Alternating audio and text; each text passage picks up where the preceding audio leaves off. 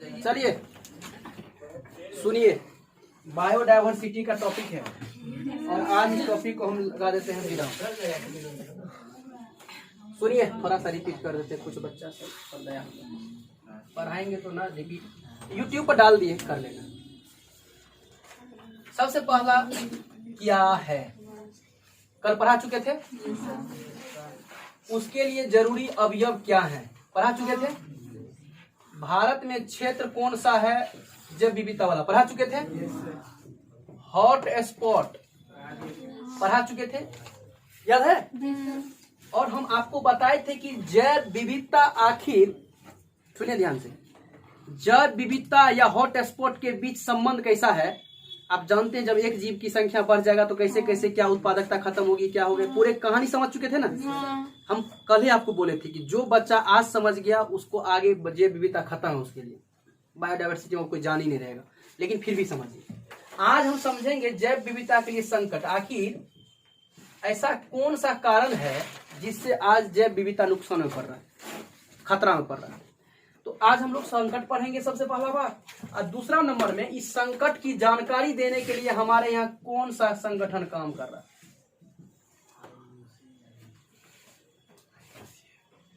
और उसके बाद बहुत करिएगा तो आप उपचार देख लीजिए, उपचार देख लीजिए, इसका क्या उपाय करिएगा, क्या सॉल्यूशन करिएगा। हो गया, जैव विविधता का तमाम सेक्टर पर आपका ध्यान चला गया।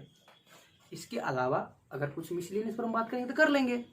जैसे एक आप लोग राम सर सम्मेलन सब का नाम सुने होंगे, तो वो सब हम एक लोग मिसलेनियस टॉपिक बना के पढ़ लेंगे, क्योंकि ये सब क्वेश्चन बार बार आता है। राम सर का कब स्थापना हुआ, कहाँ ये है, उसके बाद कौन कौन साइट, भारत का कौन कौन क्षेत्र शामिल है, ये बहुत ज्यादा डीपली लेवल में हो जाएगा। अगर पीसीएस लगे सर, कितने राम सर साइट, अगर हम लोग पीसीएस की बात करें तो उस सब के लिए जरूरी है।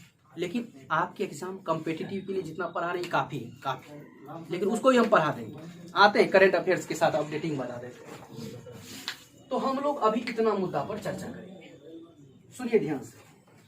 हम आपको समझाए थे एक लाइन में, बच्चा सबको समझा देते हैं एक लाइन, सुनिए ध्यान से। हमारा ये रूम है ना, हम रूम पे बताए थे ना कल, रूम में बताए थे। अभी इसमें मान लीजिए लड़का लड़की है, इसमें हम हाथी को भी घुसा दें, बिल्ली को, कुत्ता को, पिल्लू को, ठीक ना, क्या कहते हैं, चूहा को, मैना, तोता, खरगोश, इस सब को घुसा दें, तो इसको एक बना दीजिए पारिस्थितिकी तंत्र। और उसके बीच में कई सारा जीव का विविधता है ना, डिफरेंट टाइप के, इसी को कहते हैं जैव विविधता। जैव मतलब जीव, विविधता मतलब कई प्रकार का भिन्न प्रकार का, इसी को कहते हैं जैव विविधता। एक्चुअल में ये जैव विविधता बताए थे कहाँ होगा, तो वहां होगा जहां पर अच्छा भोजन और अच्छा आवास होगा। अच्छा, जानवर कहाँ रहना पसंद करेगा, अच्छा भोजन अच्छा आवास होगा। अच्छा भोजन अच्छा आवास कहाँ मिलेगा, तो जहां बोले थे बारिश और तापमान अच्छा होगा। जहां पेड़ पौधे ज्यादा घने होंगे वही ना शाकाहारी जीव रहेगा, जहां शाकाहारी जीव वही ना मांसाहारी जीव। तो सबका एक दूसरे से कॉम्बिनेशन होगा ना, जहां मांसाहारी शाकाहारी दोनों, तो वहां तो सर्वाहारी ऑलरेडी पहुंचा जाएगा। हम लोग के क्षेत्र से किसान मजदूर देखते हैं दूर दूर कमाने जाता है, क्यों, भोजन के लिए। रोजगार जो कहते हैं, रोजगार मतलब कौन चीज, रोजगार क्यों करना चाहता है, भोजन के लिए। अगर जिस इंसान को भरपेट भोजन देते रहिए तो कहेगा कि क्या जरूरी है कुछ करने का, भोजन के लिए। तब भोजन और आवास मिल जाए ना, आवास मिल जाए तो जीव वहां अपने आप को सुरक्षित बुझता है, सुरक्षित। तो एक जीव में इस दोनों में से बाबू कोनो चीज खींच लीजिएगा तो उसको संकट होगा कि नहीं होगा। देखिए, हमको इसीलिए बताना पड़ा था कि यहाँ पर आना हमको। अगर एक जीव के लिए अगर भोजन छीन लेगा, अभी आपका भोजन छीन लेंगे तो आप कितना दिन जीवित रहिएगा, बहुत कम दिन का मेहमान रहिएगा।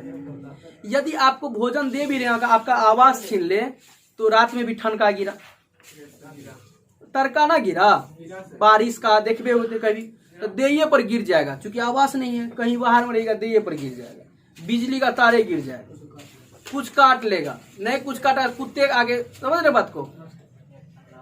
तो कहने का ठंडे में मर जाइएगा, गर्मी धूपे लग के मर जाइए, मतलब बहुत तरह का। एक आवास होना जरूरी है, लेकिन आवास से पहले भोजन होना जरूरी है। अब सुनिए, एक जीव संकट में कब पड़ेगा बाबू, जब उसको इस दोनों चीज पर खतरा मंडराएगा तो संकट पड़ेगा। जब संकट पड़ेगा तो जीव दो काम करेगा, या तो उस क्षेत्र को छोड़कर भागेगा, नया क्षेत्र का तलाश करेगा, करेगा कि नहीं करेगा, समझना ध्यान से। एक तो या तो उस क्षेत्र को छोड़ के भाग के नए क्षेत्र का तलाश करेगा, या नहीं तो बेचारा अपने जीवन से वहीं हाथ धो लेगा। दो ही ऑप्शन है उसके पास। अभी आपको यहाँ पर कोई मारे तो दो विकल्प है, या तो यहाँ से भाग जाओ, या तो वहां पर अपने आपको जान की आहुति दे दो, दो ही ऑप्शन है। या तीसरा मुकाबला करो। जानवर बेचारा क्या करेगा, कितना टसल करेगा, ठीक ना। तो एक्चुअल में उसके जीवन शैली पर, भोजन पर, आवास पर खतरा कौन डालता है, हमरे जैसन आप जैसन मानव। सर जी कैसे, आइए समझते हैं। पूरे कहानी समझ में आया, कहां से सीरीज दौर धरे। एक जैव विविधता के लिए जो संकट है, सबसे बड़ा संकट है प्राकृतिक आवास का नष्ट होना। आज जो हम लोग पेड़ पौधे काट रहे हैं ना, सबसे बड़ा। जरा सोचिए, आप पेड़ पौधे काट रहे हैं तो उस पर पक्षी कहां से बैठेगी। तबे तो आपके घर में अब आके खुहारी खोज खोज के वो बेचारा अंडा देने आता है, अंडा देने आती है। आप नोटिस किए कभी, अब घर में आके खोप लगा रहा है अपना। क्यों? क्योंकि उसके जिम्मेदार हम और आप। क्योंकि जहां उसको हर जगह पहले अपना घर मिलता था, अब उसको अपना घर ही नहीं मिलता है। अब देखता है, अरे बाबा ये तो मेरा सब कुछ काट दिया, हटा दिया। आप नोटिस करते होंगे घर के ऊपर में जो वेंटिलेटर के पास, उस पे जाके वो उधर से लाला के खरपतवार रख के उस पर अंडा देती है आके। करती है कि ना करती है? का है, जबकि क्या उसका वो घर था? नहीं था। उसके लिए आवास ने आपने नष्ट कर दिया। उसमें भी क्या, कुछ खचनाठी तो इतना बदमाश होता है, उसको देखा तो उसको भी लगा से गिरा देता है, एकदम झाड़ झूड़ के, भागो यहाँ से, गंदा कर दिया मेरा। बेचारा वो मतलब उसको कोनमा में भी रहने देने के लिए नहीं चाहता है। नतीजा यह होता है कि एक तो 10 दिन चूम चाम के किया, अब 11वां दिन उसका डिलीवरी का टाइम है। समझ रहे मेरी बात को? उस पक्षी का डिलीवरी का टाइम है और 11वां दिन उसका घर कोई तोड़ दे तो बेचारी डिलीवरी कहाँ कर देगा? उस पर अंडा जाता है, फूट गरक के फूट जाता है। जो नया जीव आता है वो मर गया ना। मेरा बात समझना, बारीकी समझना हम क्या करें। इसका मतलब किसी का आवास नहीं तोड़ना चाहिए। एक मानवीय गुण कहता है, अगर आपसे मिस्टेक से टूट गया तो उस आवास को जल्द व्यवस्था करके वहां दीजिए। पहला बात समझ में आ रहा है ना। देखिए, पढ़ने से आप समझ में आया कि वो मानवीय गुण पैदा होता है। क्यों कहता है एक पढ़े लिखे योग्य व्यक्ति से आप जीवन को जोड़िए? क्योंकि उसके अंदर में ह्यूमैनिटी रहता है, मानवीय गुण होता है। वो दर्द और पीड़ा, हर की करुणा को महसूस करता है। महसूस, अगर आप सच्चे रियल पढ़े लिखे योग्य व्यक्ति है तो आपके हर के दर्द को महसूस करिएगा। और नहीं पढ़े लिखे हैं ना, तो मूर्ख और पढ़े लिखे में यही चीज का है, चेतना का आवश्यकता। बस मूर्ख और पढ़े लिखे में एक ही अंतर है, चेतना। बस उसमें चेतना कम होगा, इसमें चेतना ज्यादा होगा। ये दूसरे के दर्द से भी उतना ही प्रभावित होगा जितना वो खुद के दर्द से प्रभावित होता है। इसीलिए हम आपसे कहेंगे, जब भी ऐसा कभी आपसे मिस्टेक हो या लगे, आप उनको लगे तो अरेंज कर दीजिए उस जानवर का। देखिए नुकसान क्या होने वाला, नोटिस करिएगा, देखिएगा, बहुत मजेदार बात है, अच्छा लगेगा। 10 मिनट 15 मिनट सुनिएगा बात। बेचारा क्या होता है समझिए, प्राकृतिक आवास को काटते जा रहे हैं। भाई प्राकृतिक आवास क्यों काट रहे हैं? हम अपनी भौतिक सुख के लिए, जैसे घर बनाने के लिए, जैसे कृषि भूमि के लिए, जैसे क्या कहते हैं नए उद्योग लगाने के लिए, कल कारखाना स्थापित करने के लिए, जैसे फर्नीचर तैयार करने के लिए, ये सब चीज के लिए। पता है, जबकि अगर आप एक जीव को मारते हैं तो 2 जीव पैदा करते हैं अपने मानव में। आप एक को मारते हैं तो 6 को पैदा करते हैं। मानव समाज में क्या हो रहा है कि एक मर रहा है तो 6 को पैदा ले रहा है, इसकी संख्या तो बढ़ते जाएगी। लेकिन उस जानवर के साथ क्या होगा? एक तो मार भी रहे हैं, ऊपर से जो जन्म ले रहा है उसको भी जन्म लेने नहीं दे रहे हैं। एक वक्त में सड़ जाएगा, नहीं सड़ जाएगा? और इससे पारिस्थितिक संतुलन बिगड़ेगा कि ना बिगड़ेगा? सबसे पहला कोई पूछे तो कह देना प्राकृतिक आवास का नष्ट होना जैव विविधता का खतरा है। दूसरा ग्लोबल वार्मिंग, ये क्या होता है सर जी? वातावरण में तापमान का बढ़ना। एक बात बताइए, समझने वाली बात है।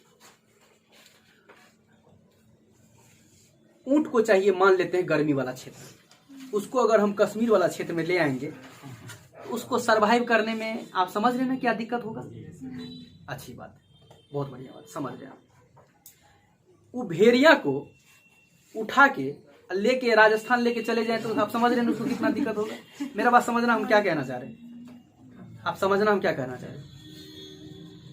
इसका मतलब क्या है, समझना ध्यान से। इसका मतलब है कि जानवर को भी तापमान बर्दाश्त नहीं होता है, जानवर को भी। आप लोग जर्सी गाय का नाम सुने होंगे, गाय में, और आप नोटिस करिएगा वो गाय को अगर थोड़ा गर्मी लग जाता है तो दूध देना छोड़ देती है। और ऐसा क्यों होता है? अब तो सोचिए, जब जानवर को ऐसा हाल है भाई, वो मर भी जाती है जी। अगर ज्यादा गर्मी लगा ना तो मर भी जाती है। उसके लिए फैन वैन आप नहीं कूलर का लगाइए, उसको कूलर लगाइए। नहीं समझ बात को। अगर अच्छा दूध अच्छा चीज चाहते हैं तो एक्चुअल में सुनिए ध्यान से, जब हम आपको एग्जाम्पल एक कारण समझा रहे, इसका मतलब है कि तापमान बढ़ने से जीव पर खतरा पड़ता है। तो ग्लोबल वार्मिंग भी जीवों, अब बताइए कुछ जीव को तापमान बढ़ने के कारण मौत हो जाएगी तो उसकी संख्या घट जाएगी। तो विविधता में वृद्धि हुआ या कमी हुआ?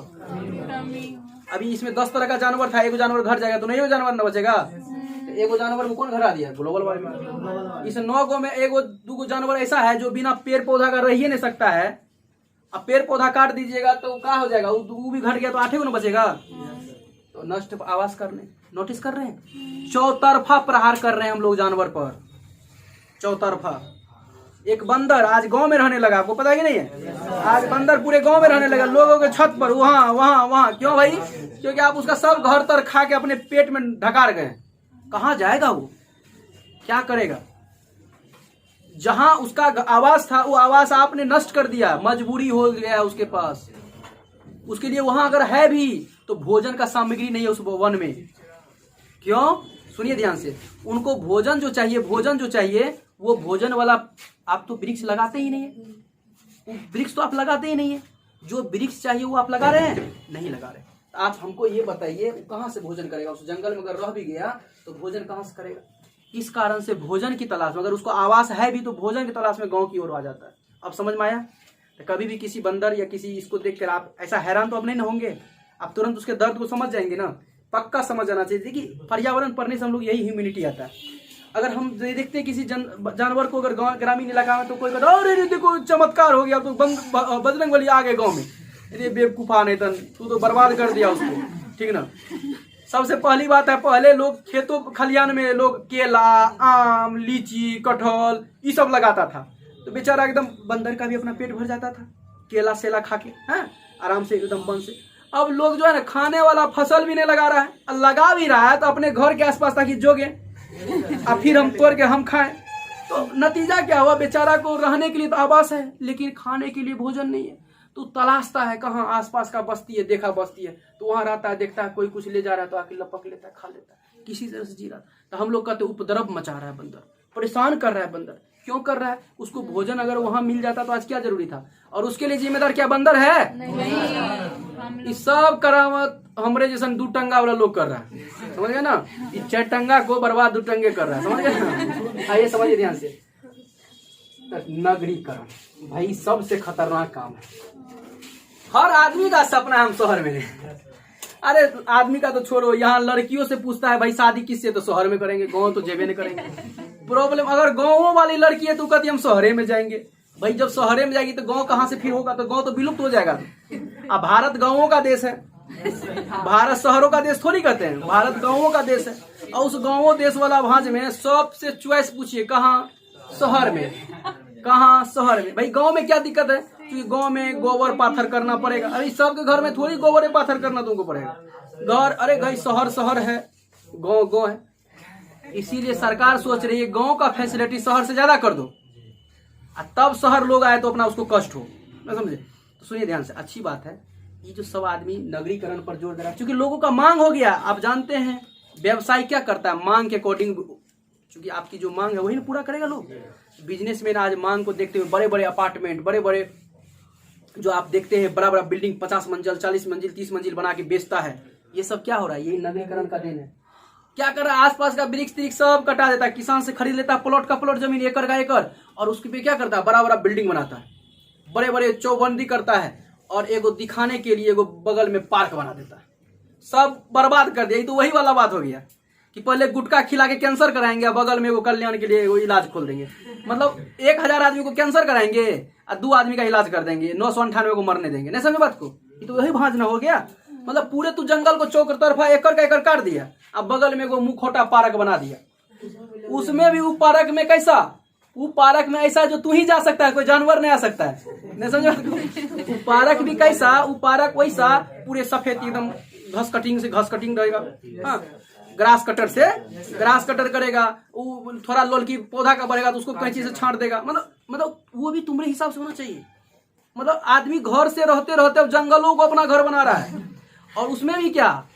उसमें जो था उसको कहा तू क्या वो बेचारा के पास तो तीन विकल्प बचा होगा, या तो क्षेत्र छोड़ के भाग गया होगा, या नहीं तो बेचारा कहीं आसपास के शहर का शरण लिया होगा और उसको लोग अपने सेफ्टी के लिए मार दिया होगा, और या नहीं तो बेचारा भूखे मर गया होगा। गारंटी है इसी तीन में से कोई घटना। जरा सोचिए, और इस तरह से अगर प्रहार होता चला गया तो क्या धरती पर जीव की विविधता रहेगी? और जब नहीं रहेगी तो क्या पर्यावरण पारिस्थितिकी तंत्र संतुलन रहेगा? इससे आपको क्या लगता है हम सिर्फ उसीठों को मार रहे हैं? ना बाबू ना, खुद को भी मार रहे हैं। आपको ये बात का प्रमाण पता चल जाएगा। याद रखिएगा कि कोई भी आप किसी को मार रहे हैं ना तो ये मत सोचिए कि बहुत कोई भी लुच्चा लफुआ बनता है ना, छीनने वाला, लुटेरा, डॉन, गैंगस्टर, वो कुछ ही दिन ऐसे भोज करता है। 30-32 के बाद उसको अपना समझ में आता है यार मेरा जिंदगी तबाह हो चुका है। 100 में एक आदमी को लगता है कि हम कुछ जन्नत पहुंच गए हैं, वो में जन्नत उसको लोग को लगता है जन्नत में, लेकिन उसको अपने अंदर में इतना डर रहता है कि यार हम मतलब अगर हम कुत्तों के झुंड से नहीं जाएंगे ना, अगर अकेले गए तो कहीं ठोका जाएंगे।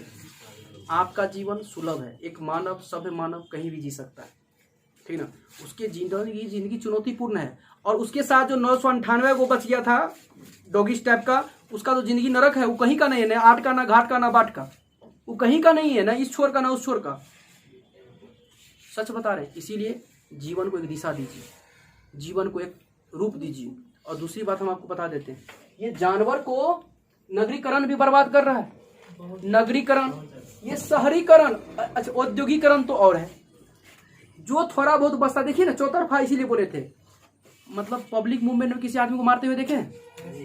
कोई लाश से मारेगा तो कोई थूक फेंक देगा उस पर, तो कोई टीक नोच लेगा, तो कोई कपड़ा नोच देगा, मतलब चौतरफा मार। ऐसे हम लोग मार रहे हैं किसको? जीव को, चौतरफा। कोई गाछ काट के मार रहा है, कहता हम क्या करते हैं जानवर को? अरे बेटा तू गाछ नहीं काटा। कोई वातावरण में इससे नहीं होता है तो एसी चला के दे रहा है। ग्लोबल वार्मिंग में गैस तैस छोड़ के गाड़ी धुंधुआ भों भों लहरिया स्टाइल में पीछा वो धुआं जा रहा है। अरे बाबुआ नहीं तो तोरे से ग्लोबल वार्मिंग। नगरीकरण उससे बच गया तो थोड़ा बहुत जो भी 2-4 को कहीं जमीन खरीदा इकट्ठा, तो 10 को वृक्ष था उसको काट के हटा दिया, मिट्टी भराया, उस पर बना दिया कोनो कारखाना। औद्योगिकरण लगा दो भाई। विदेशी प्रजाति का आक्रमण, ये भी खतरनाक हो गया। ये भी बेचारा क्या करे, सुनिए। अभी हम वही बताए थे, अगर वहां का ऊंट कश्मीर आ जाए या यहाँ का चला जाए भेड़िया वहां, तो आपको विदेशी पर समझिए, ये तो देशी हो गया, अंतर्राज्यीय प्रजाति। लेकिन आपको समझाना हमको क्या है, समझिए ध्यान से। अफ्रीका का कोई जानवर को ला दे या भारत के जंगल में दे दे, जैसे मानव को, सुनिए इसको हटाइए, पहले मेरे बात को सुनिए। हम हर चीज सोचते हैं व्यवहारिक समझाएं। अगर हम आपको युगांडा के लोग को आपके बीच में दे देंगे ना, तो बिना मारपीट कर ले आप उसे इतना डरिएगा जैसे लगेगा वो आपको खाएगा, ठीक ना। छोड़िए, हटाइए, युगांडा को मारिए गोली, ठीक ना। हम आपको अफ्रीका का कोई भी अन्य देश का ला दे देंगे जो 0 से 3 डिग्री 4 डिग्री नीचे से बसा हुआ है साउथ दक्षिण में, उसको अगर हम ला के आपके बीच में रख देंगे ना, और जो देखिएगा ठोर उल्टोल, एकदम बाल एकदम घुंघरा, खाली बैठा तो देंगे तो आप डर से पूरे लाइन क्लियर लगेगा कि बीच में शेर आ गया, चौतरफा एकदम देखिएगा। सिर्फ आदमी के बीच में एगो विदेशी आदमी आ गया, उसको देख के आप डर रहे हैं, भयभीत हो रहे हैं।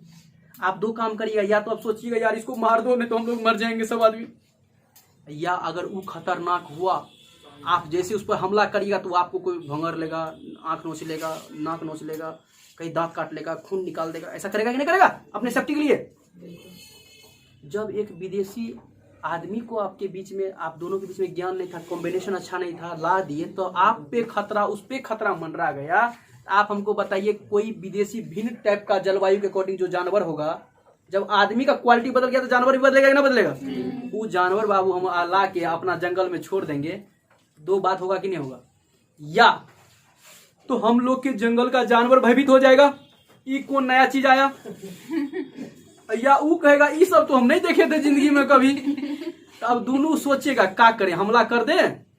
ये लोग सब अपना ग्रुप बनाएगा, अगर जो भेड़िया है, लोमड़ी है, जो भी चीज है, अपना मीटिंग करेगा, सरदार को बुलाएगा, बात करता है, वो लोग भी अपना बात करता है कि इस तरह की खतरा है, नया चीज आया है, क्या करना चाहिए। तो कहेगा रुको प्लानिंग करते हैं, इस पर हमला करते हैं, है ना, और उसके बाद उस पर हमला करेगा। तो सुनिए ध्यान से, अब या तो वो या तो वो क्या करेगा, इस पर हमला करेगा। इससे मान लीजिए 10 गो जीव को मार दिया, 10 गो जीव को हमला कर दिया तो 10 गो जीव तो खत्म हुआ। तो विदेशी प्रजाति से भी आक्रमण से कोई नुकसान हुआ कि नहीं हुआ। दूसरा बात, या मान लेते, सुनिए देरा ध्यान से, जो अफ्रीका के क्षेत्र में कोई जानवर होगा वो थोड़ा ज्यादा खाता होगा या कम खाता होगा? ज्यादा खाता होगा। ये तो सिंपल लॉजिक है, क्योंकि उसका शरीर विशालकाय होगा, थोड़ा भयावह होगा, क्योंकि वहाँ पौधा भोजन सब कुछ ज्यादा उपलब्ध होगा, क्योंकि बारिश खूब है, वनस्पति ज्यादा होगा, तो ज्यादा खाता होगा। अब उसको ला के हम दे देंगे कम खाने वाला में, तो 3-4 जानवर का अकेले नहीं खा जाएगा। तो भोजन के अभाव में 4 जानवर मेरा नहीं मरेगा। दूर तक सोच रहे हैं, इतना दूर तक नहीं समझ में आया। सुनिए, हमको है, मान लेते हैं 2 गो बाल बच्चा, एक बेटा खाता है 3 रोटी, एक बेटी खाती है 4 रोटी, मान लेते हैं तो 7 रोटी। कोई बगल से गेस्ट आ गया, वो खाता है 13 गो रोटी, तो 7 गो रोटी तो मेरा 2 गो बाल बच्चा, 3 गो मान लीजिए वाइफ खाती थी, 10 गो, 3 गो हम भी खाते, 13 गो। वो आया और बोला खाना खाएंगे, 13 गो रोटी खा गया, तो 4 आदमी हम भूखे रहे कि न रहे? समझ में आया कि नहीं? तो ऐसा ही तो जानवर में भी होता है। अब कुछ ऐसा विदेशी प्रजाति का जानवर हमारे जंगल में घुस जाए क्षेत्र में, उसका भोजन खुराक ज्यादा होगा, तो हमारे कई जानवर का भोजन अकेले खा जाएगा, तो हमारा भोजन के अभाव में मरेगा कि नहीं मरेगा? अब समझ में आ रहा है ना? तो यह भी जैव विविधता, अब इससे क्या होगा, उस जानवर की कमी हो जाएगी, लोग बेचारा भूख से मर जाएगा। तो जैव विविधता में कमी आएगी कि नहीं आएगी? तो प्राकृतिक आवास का नष्ट होना, ग्लोबल वार्मिंग होना, नगरीकरण होना, शहरीकरण होना, विदेशी प्रजाति का आक्रमण, ये सब है। समझ में आया कि नहीं? क्लियर हो गया? सुनिए ध्यान से, शाकाहार को प्रोत्साहन जैव विविधता के लिए खतरा नहीं है। अब सुनिए ध्यान से, ये बहुत खतरनाक बात है। देखिए, एक बात हमको बताइए, शाकाहारी जो जीव है, इसको जितना बढ़ाएंगे जैव विविधता के लिए उतना अच्छा है कि खराबी करे? खराबी है। देखिए यहाँ पर पढ़िए, स्पष्ट लिखा हुआ है, शाकाहार को प्रोत्साहन मतलब अगर बढ़ाएंगे तो जैव विविधता के लिए खतरा नहीं है, मतलब कोई नुकसान नहीं है। सुनिए ध्यान से, सुनिए ध्यान से, अगर मांसाहारी बढ़ेगा तो शाकाहारी को चपट जाएगा सब ठोको, और अगर शाकाहारी बढ़ेगा तो उत्पादन को चाहिए। समझ रहे? तो शाकाहारी बढ़ने से उत्पादन पर निर्भर करेगा। किस पर करेगा? उत्पादक पर। और लेकिन उत्पादक की संख्या बरकरार रहनी चाहिए। ये जो हम लोग घटिया करतूत कर रहे हैं ना, इस पर थोड़ा अंकुश लगाइए। देखिए, कई सारे विद्वान ने अनुमान कर दिया है कि जिस हिसाब से दुनिया की आबादी बढ़ रही है ना, वो वक्त दूर नहीं होगा कि इंसान को खाएगा। खा तो रहा ही है, खाएगा। ये क्या है? 25-50 हजार के लिए कोई किसी को मार दे रहा है, क्या है? ठीक ना? औकात नहीं है, बच्चा को जन्म दे देता है, तबे तो वो बच्चा लावारिस बन के क्या बनता है? गैंगस्टर बन जाता है, फलना बन जाता है, चिलना बन जाता है, लुटेरा बन जाता है, ड्रग्स बेचता है, तो किसी को मर्डर करने का फिरौती लेता है। ये सब क्या है? उसका माँ बाप अच्छा से परवरिश नहीं कर रहा है, इसीलिए तो हो रहा है। अगर उस बच्चा को अच्छा से स्कूल में पढ़ाता, अच्छा से पढ़ाता, अच्छा एजुकेशन देता, तो क्या वो बच्चा को शौक गलती करता? ऐसा नहीं करता। तो कोई वस्तु कम होती है उसका वैल्यू ज्यादा बढ़ाता है, ज्यादा हो जाता है ना उसका वैल्यू गिर जाता है। जब खूब मानव अनाप शनाप पैदा हो जाएगा तो क्या होगा? मानव मानवे को ना मारेगा जी। ये तो मारे क्या है? आज मानव का वैल्यू बढ़ा है कि गिरा है? गिर गया है। एक तरफ मेडिकल साइंस लाला के बचा रहे हैं, दूसरा तरफ आम एक स्वस्थ आदमी को मार दे रहा है। बोला 10,000 टका दो, नहीं दीजिए ठोक देगा। ये क्या है? मतलब इस देश के लिए मतलब एक चुनौती बड़ा समस्या है। एक तो सबसे बड़ी बात है, इस सब पर खैर का लॉ एंड ऑर्डर है, इस सबको देखने के लिए। लेकिन कहने का मतलब फिर भी एक मानवीय, अगर हम यहाँ पर्यावरण के हिसाब से देखें तो क्यों है? क्योंकि आबादी बढ़ रहा है काफी, तो जनसंख्या पर कंट्रोल बहुत जरूरी है, पहला जरूरी। हम कहें इस सब का जिम्मेदार कौन है? जनसंख्या। इस सब के राउंड में कौन ले ले हैं? एक लाइन में कहे तो जनसंख्या। अगर जनसंख्या खूब नहीं रहेगा तो नगरीकरण करके क्या मिलेगा? शहरीकरण क्या होगा? ग्लोबल वार्मिंग कहाँ से होगा? गाड़ी नहीं चलेगा ज्यादा, नहीं कुछ चलेगा तो कुछ नहीं होगा। आवास को लिए जब आवास ही नहीं चाहिए तो नष्ट कहाँ से करेगा? ठीक ना? मतलब कुछ नहीं चाहिए। आप नोटिस करिएगा, पहले आपका गांव होता होगा, अगर ये गांव है, इतना दूर बस्ती होगा, तो आज वो बस्ती इधर इतना बढ़ गया होगा, इधर इतना बढ़ गया होगा। अपने अपने गाँव में सब नोटिस करिएगा, ठीक ना? अगर नहीं कर सकते तो अपने दादाजी से पूछिएगा, दादाजी, या पापा से पूछिएगा, पापा तोरा समय में गाँव कहाँ तक था भैया? पापा जी तो कहेगा, बेटा हमारे गाँव समय में तो यही टोलवा से लेकर यही टोलवा था। ये आबादी बढ़ा है 10 साल में, ये आबादी कहेगा ऐसे बढ़ा है। ठीक ना। और जमीन खरीद रहा है रोड साइड में बढ़ने के लिए, नहीं समझे बात को, और बढ़ने के लिए। इधर जो गोचियल है वो कहेगा कि हम रोड साइड में, वो समझ गए ना, वो रोड साइड में जो जंगल तंगल है उसको भी काटने के लिए तैयार है, उतारू है, काटो इसको, मट्टी भरो। खेत वाला भूमि है, नहीं समझे बात को। अरे भैया हमारे मान लीजिए एक रूम है, उसमें हम 4 परिवार है, 4 में मान लीजिए माँ है, पापा है, 2 भाई थे। अब पापा का इतना जमीन था, अब एक रूम में कैसे सोएगा सब आदमी। तो पापा जी बोले कि कहीं को जमीन खरीदते हैं, बहुत दिक्कत हो जा रहा है, तो कहीं रोड साइड में खरीदा 10 दूर। अब जैसे खरीदा तो यहाँ पर वृक्ष लगल था, पापा बोला अरे कटा के इसको घर बनवा देते हैं। अब दोनों भाई तब तक बच्चा थे, तब तक जवान नहीं हुए थे तो कोई बात नहीं था। अब पापा कहेंगे अरे इसमें भी लफड़ा हो जाएगा, कहीं और 10 दूर देखते हैं, ठीक ना। तो फिर एगो 10 दूर में देखें वृक्ष काटे करना रोड साइड में, क्यों, क्योंकि एगो बेटा कहेगा रोड साइड में, दूसरा कहेगा रोड साइड में, रोड साइड में ढूंढेगा उसको भी, तो रोड साइड में इसको देगा। अब इससे जो हुआ चलवा, अब ये कहेगा रो बबुआ 10 दूर में कैसे सेट करेगा, लो कहीं 10 दूर। अब इस तरह से 10 दूर करके 30 साल में क्या दूर खत्म हो गया, जरा सोचिए। और इस तरह से सब लोग खत्म हो गया। अब सोचिए ऐसे आप तो अपना जुगाड़ कर रहे हैं, उस जानवर का क्या हो रहा है। जय विविधता, इसलिए संकट ये कोई दिक्कत है। अब सुनिए, इस बात की जानकारी देने के लिए हमारे एक संस्था काम करती है।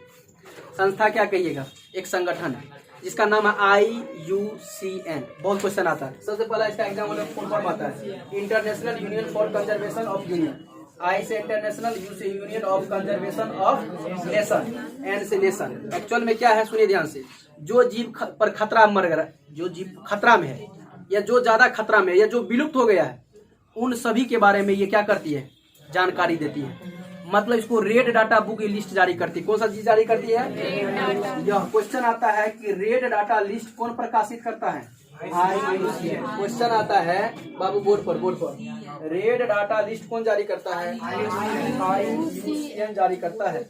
इसमें क्या होता है, तो जो जीव संकट में है, जो जीव संकट में है या अति संकट में है या संकटग्रस्त है या विलुप्त हो गया है या विलुप्त होने के कगार पर है, ऐसे का यह लिस्ट जारी करती है। ऐसे का क्या करती है, लिस्ट जारी करती है। और इसके बारे में सरकार को जागरूक करती है और सरकार उस पर ध्यान देकर उसका संरक्षण करने का कार्य करती है। समझ में आया कि नहीं आया। तो अब IUCN कोई पूछेगा, समझ जाएंगे क्या होता है। रेड डाटा बुक लिस्ट जारी करती है। रेड डाटा लिस्ट क्या होता है भाई, रेड डाटा लिस्ट क्या होता है, जिसमें संकटग्रस्त प्राणी, अति संकटग्रस्त प्राणी, विलुप्त प्राणी, इन सभी का लिस्ट जारी करता है। ये कौन करता है, IUCN। फुल फॉर्म क्या होता है, international union of conservation of nation. भाई ये बताओ इसके लिए कौन जिम्मेदार है, तो आप जिम्मेदार में जानते हैं। वृक्ष की कटाई है, शहरीकरण, नगरीकरण, औद्योगिकरण, ये सब है। विदेशी प्रजाति का आक्रमण, ये सब है। उपचार क्या करोगे, उपचार यही करोगे कि जनसंख्या को नियंत्रण करो, ठीक है ना, थोड़ा लेट से शादी करो, ठीक है ना, ग्रामर, हाँ मतलब, और क्या करो, और यही करो ग्लोबल वार्मिंग, मतलब गाड़ी का सेवन कम, गाड़ी का यात्रा कम हो सके, जहां तक पैदल चलिए। देखते हैं ना, भगवान गाड़ी है फिर भी पैदल चलते हैं, क्या दिक्कत है, इससे क्या होगा। अरे एक दिन हुआ कि हम पैदल जा रहे थे, हम बताए थे कुछ बच्चा को, पैदल जा रहे थे, तो था कि सर जी देखो तेल बचाने के लिए पैदल जा रहे हैं। अरे ले लाने तो मतलब पर्यावरणों का सुरक्षा करते तो तेल बचाने, मतलब हम सोचे कि भाई यहाँ से गंगजला तक का जाए गाड़ी से, इतना दूर तो हम पैदल जा सकते हैं। सेहत के लिए भी तो कभी मौका नहीं मिलता कभी कहीं जाने का, तो रास्ता में मिला, बोला सर गाड़ी से छोड़ दें। हम बोले नहीं थोड़े दूर जाएंगे। बोला कि उधर थोड़ा उधर, बोला कि सर तेल बचाने के लिए पैदल, सर गाड़ी से चलिए सर, अच्छा नहीं लगता, आप सर पैदल चलते। बोले बकले ले, गाड़ी से जहां संभव हो सके आप दूर जा रहे तो कोई बात नहीं, अब 5 किलो 10 किलोमीटर है, टाइम नहीं है, गाड़ी सही है ना। लेकिन आपके पास लगता है अभी हमारे पास 15 मिनट टाइम है और आप 2 डेग जा रहे हैं, उसमें भी गाड़ी से क्या जरूरी है जाने का, समझ गए ना। तो ऐसा जब समय का अभाव रहे, लगे हम लेट हो चुके हैं और हमको जल्द जाना है, तो गाड़ी का सेवन कर लीजिए। सेवन क्या, गाड़ी का उपयोग कर लीजिए, सेवन मतलब खाना। समझ में आएगी ना। तो नगरीकरण, शहरीकरण, विदेशी प्रजाति का आक्रमण, ये सब समझ में आया। भाई उपचार क्या करोगे, उपचार यही करो, उद्योगीकरण पर कम, नगरीकरण पर। अब एक बात बताइए, क्या उद्योगीकरण सब पर ध्यान नहीं देना चाहिए, ये सब जरूरी है। जो चीज आपको लगता है फालतू का काम हो रहा है, जैसे उसको रोकिए। कैसे चीज को रोक सकते हैं आप। सबसे पहले आप जानते हैं व्यावसायिक वाहन को 15 साल और निजी वाहन को 20 साल के लिए सरकार मान्यता देती है, उसके बाद वो रोड पर चलना इलीगल है। आपको पता है ये बात की नहीं। जो निजी वाहन है बाबू, उसको आप 20 साल तक चला सकते हैं, उसके बाद अगर सड़क पर चलाते हैं तो ये गैर कानूनी है। तो सरकार को सबसे पहले इस पर ध्यान देना चाहिए, जो इसको जब्त करके पहले कैप्चर करना चाहिए। क्यों, क्योंकि पॉल्यूशन बहुत ज्यादा फैला रहा है। तो इससे क्या होगा आप समझ रहे हैं, वातावरण में पोल्यूशन कम होगा, ग्लोबल वार्मिंग कम होगी, ये सब से होगा। औद्योगिकरण की बात करें, तो औद्योगिकरण जरूरी है देश के विकास के लिए, लेकिन इसमें ध्यान रखा जाए कि जो औद्योगिकरण कौन सा खुल रहा है और उसके लिए सेफ्टी के लिए वहीं पर क्या सोल्यूशन किया जाए। तो टेक्नोलॉजी का यहाँ यूज किया जाए, प्राकृतिक आवास को, मेरा ये कहना है कि अगर कोई व्यक्ति कहीं जमीन ले रहा है, कहीं कुछ बना रहा है, तो जितना वृक्ष कटाई कर रहा है उसका 2 गुना वृक्ष कहीं लगाएगा वो, समझ में आया कि नहीं। तो मेरा कहना है कि कुछ इस तरह का प्लानिंग करे तो हमको लगता है शायद सुधार हो सकता है। मेरा ये कहना है कि विकास करो लेकिन सतत विकास करो, लेकिन कैसा विकास करो, सतत विकास करो। सस्टेनेबल डेवलपमेंट पर आए थे, याद है, क्योंकि सिर्फ और सिर्फ आप ही जो धरती पर नहीं है, आपके बाद भी कोई धरती पर आएगा, उसके लिए भी संसाधन छोड़ के जाइए, पर्यावरण को सुरक्षित रखिए। तो जैव विविधता क्या है, क्लियर हो गया, क्या है अवयव, क्षेत्र, हॉटस्पॉट, संकट, संगठन, उपचार, क्लियर हो गया। कल पढ़ेंगे ओजोन, कल क्या पढ़ेंगे, ओजोन के बारे में पढ़ेंगे। हम लोग यहाँ लेते हैं विराम, मिलते हैं अगले क्लास में। बहुत सारी शुभकामनाएं, धन्यवाद।